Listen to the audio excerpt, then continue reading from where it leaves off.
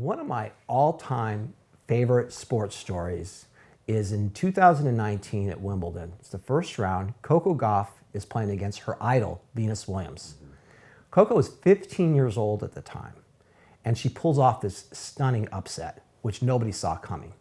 The match is over, and she's in tears. She just broke out into tears.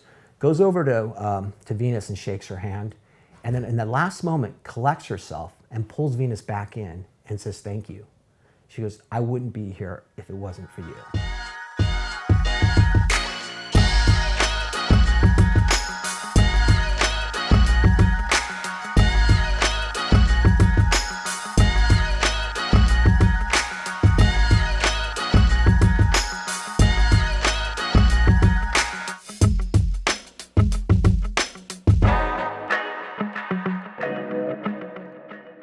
Gratitude really, along with forgiveness, is the key to peace in our lives, and not just a happy life, but a joyful life. It's unbelievably important.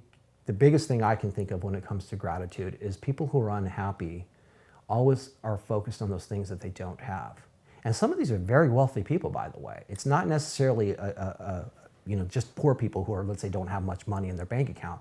You could be this multi-billionaire and there's just one more yacht that you need to get or one more something. And you're always chasing and you're not happy with what you have. And the happiest people in the world are those who have gratitude for the things they have, not worry about the things that they don't have. They're caught up in the game, these people, the game of life, right? It's like more, right? It's, and if you're in the money game, right, or whatever game you're in, you want to accumulate more. There's never ending. Right. More. Even in football. Sure. It's, hey, we just won. Okay, we got the 24-hour rule, right? We got to move on to the next game. We don't think about why not? Why not continue to think about the good stuff in life? Why not always think about the good things that happen in life? It doesn't mean that you're not going to be focused on what's up next, right, but it means you're going to be paying attention to those good things that are happening around you. That was one of my pet peeves, I think, when I watched film with the coaches. Yeah. The coaches would all pick, you have maybe 50 good plays and 4 bad ones, and they'd focus on the 4. I get it, it's instructional, you want to critique. Right. You spend all the time on that, and then you walk out of the meeting like, God, I thought I played pretty well. Right. I only made 4 mistakes, I had 50 good plays. Yeah. There's no such thing as perfection, but if you focus on the good right, that's come out of those game films, or the good that's come out of your life, or that day, or that moment, or that day on your job, instead of what didn't go well, what went wrong, if you have gratitude for that, and you're thankful for those moments, it's just going to be, your life's going to be more, you have a smile on your face. Right. Right? Yeah, I think the pressure to perform for some people is so high, they become focused on that. The crazy thing about Coco and her story is that a year before she beat Venus at Wimbledon, she almost quit tennis as a 14-year-old. Yeah. Why? Because she was starting to feel the pressure of high expectations that people had on her, and it kind of got to her. And the thing that made her snap out of it was she finally realized, hey, I love playing tennis. I have fun when I'm out there playing tennis. And she went back to that person who enjoyed her time on the court rather than worried about the pressure. And when she made that mindset shift, she was able to continue to play. And it's a good thing she continued to play because she gave Wimbledon one of its greatest moments ever in that first round when she beat Venus. And I think a lot of people, that's the part they're missing, especially athletes. And I point this out to you and some of your NFL buddies that I've met. I'm like, you guys might be lamenting the fact that you didn't get to win this game or make it to the Super Bowl or play much or whatever it was when you're in the NFL. I'm like, I would have given my right arm to get a chance to play in the NFL or in the NBA or something. So to have that moment where you actually are doing the thing that you love, that if you can focus on that, whatever that thing is, not just sports, anything, that's a key to a lot of happiness in your life. So when you're relaxed and when you're really comfortable and having fun and smiling, it's way easier to perform than if you're thinking about, oh my God, this is a really big game. I got to perform well in this game. And if I don't, here's what's going to happen. And I've told Matthews High School, a good friend who's now playing with him at Bowling Green, Austin Osborne, this, when he was in a little slump in high school, I just said, when you walk out on that field, you need to have gratitude right, for being able to play a game you love. Right. in front of your friends, your teammates, and people, your family that get to watch you play. Your whole school. The whole school. You're on stage Yeah, in front yeah. of your whole school. Yeah. Gratitude for the fact that you get to do that and have fun. And I would tell him, and I tell Matthew all the time, the young son, I would trade a whole lot to be able to do what you guys get to do today. Yeah. Because there's no substitute for being out there to play a game. Yeah. And enjoy it, right? And that's what we all as kids grow up to do, you know. Right. But then the stakes get higher, and everything's really more important. And it becomes about winning. It becomes about performing. It becomes about hitting your marks. All those things, and it's not about the just pure joy of playing. yes, Right. and if it's the pure joy of playing, if the gratitude you have to be able to play Right. and do something you love to do, which is what Coco demonstrated in allowing her to come out of that fear of anxiety and living up to expectations and all of that.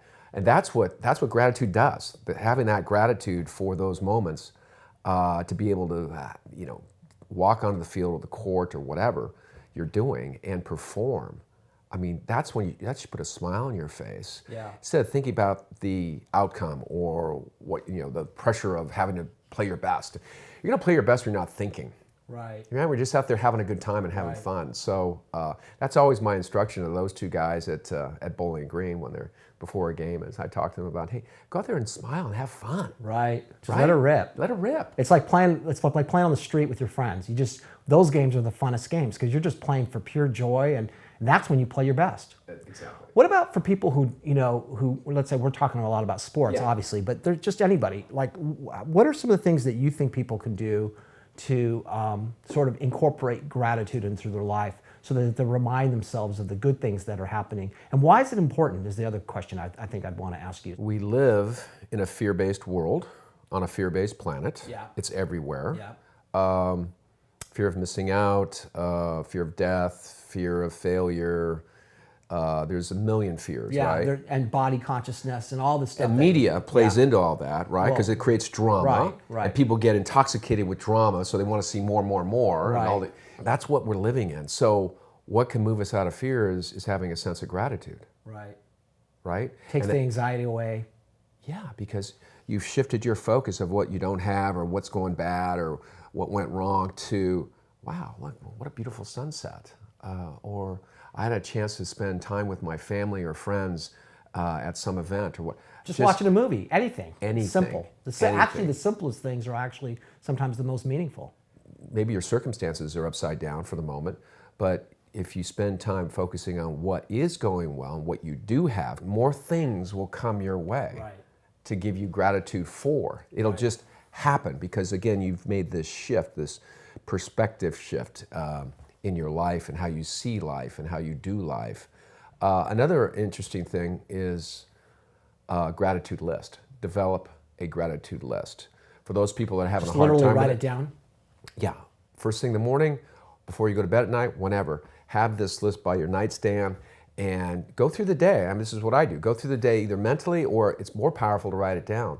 What did I have gratitude for today? Right.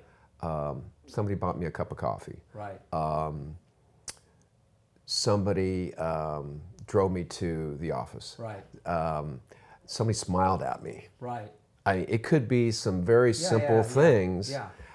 And write those things down and just continue to do that daily. Boom, boom. And the more you do that, the more you're going to be aware and paying attention to those things you have gratitude for, because we all have things that we are grateful for. Yeah, and you also mentioned we also have things that don't go our way. And I think for me personally, one of the things I do is, you go to bed at night and you say your prayers. And when you say your prayers, oftentimes what you're doing with God is you're saying, God, please, take care of my family. Maybe if somebody's sick, can you please heal them? It's things you're asking for, which, are things that maybe need fixing, right? So I make a point of not only doing those things, because there are people in our lives who do need, a sick relative or a sick friend who you would ask for their healing. But instead of just focusing on the things that I'm asking for from God, I also remember to thank God for the great things that happened to me in maybe the course of my life or just in that day. And then you mentioned somebody driving you to work. I love driving my kids to school because I just that half an hour of being in the car with them is something that I really genuinely cherish. And so little simple things like that, when you remind yourself of those things, then the other stuff doesn't seem as bad as it was if those are the things that you only focus on. Thanksgiving Day is one of my favorite holidays of the year, right? And it's a day that we do that, right? What are we thankful for? And it should be every day. Yeah.